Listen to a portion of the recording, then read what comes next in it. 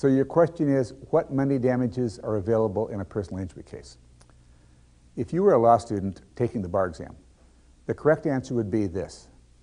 The injured person is entitled to be put back in the position he was in before the injury occurred, to the extent that can be done with money.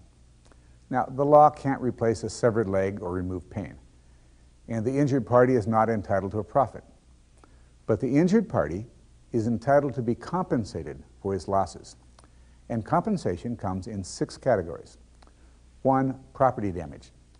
For example, you're entitled to the full repair or replacement cost of your vehicle. 2, medical expenses to date. If someone else has been paying your medical bills, like your health insurance plan, you do have to pay them back. That's called subrogation, and there are circumstances where we can avoid the payback, but that's a detail we don't have to deal with now. The basic rule is this. You're entitled to have your medical bills to date paid in full. 3, future medical expenses. You're entitled to a sum of money which will be sufficient to pay future medical bills. Now, we could design a number of different systems. For example, we could have a system where you keep your receipts and submit them for payment at the end of each year. But insurance companies want to have claims closed once and for all. So instead, you get a one-time, one chance only, lump sum payment for all future medical care. That means you need to get an estimate of the cost of future care, like you'd get an estimate for the cost of fixing a car, except the human body is much more complicated. You have to obtain from a doctor a diagnosis. What is the injury? A prognosis. What is likely to occur in the future? A treatment plan. What specific medical care will more likely than not be needed in the future? And then we have to convert that to a dollar figure representing future medical care. It's a bit complicated, but we do it all the time. 4, lost wages to date. Relatively easy to prove. It's just a matter of data collection. 5, lost future earning capacity. If you are temporarily or permanently, if you're partially or completely unable to work, you are entitled to a lump sum representing the difference between the amount you could have earned before the injury and the amount you can earn now. Now, that's easy if you have a long-term, full-time job that you can no longer do. It's harder if you're a fisherman or a realtor or self-employed. And it's harder if you suffer only a partial loss.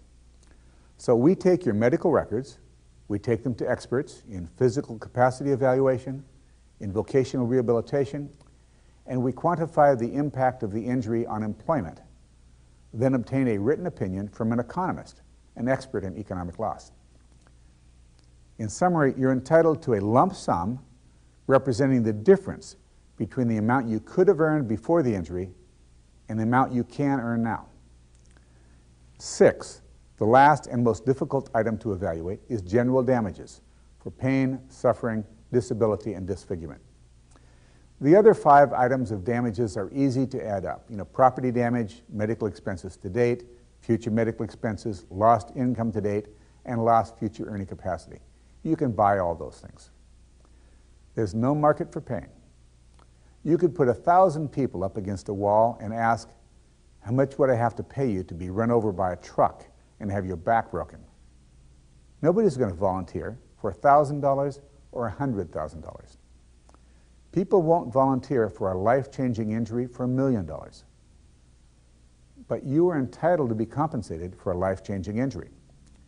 Your lawyer will have to convince a jury or the insurance company of the impact of the injury on your life.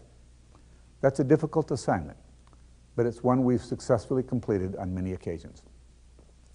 So let me summarize the answer to this question. You're entitled to be put back in the position you were in before the injury occurred, to the extent that can be done with money. That involves full recovery in 6 categories: property damage, medical expenses to date, future medical expenses, lost income to date, lost future earning capacity, and general damages for pain, suffering, disability, and disfigurement. I hope that answers your question in general. But if you want an estimate on how much your injury is worth, our website has a free claim evaluation form. If you fill that out, we'll get back to you by noon of the next business day, and we'll try to answer 2 questions. Do I have a valid claim, and what is it likely worth? Thank you.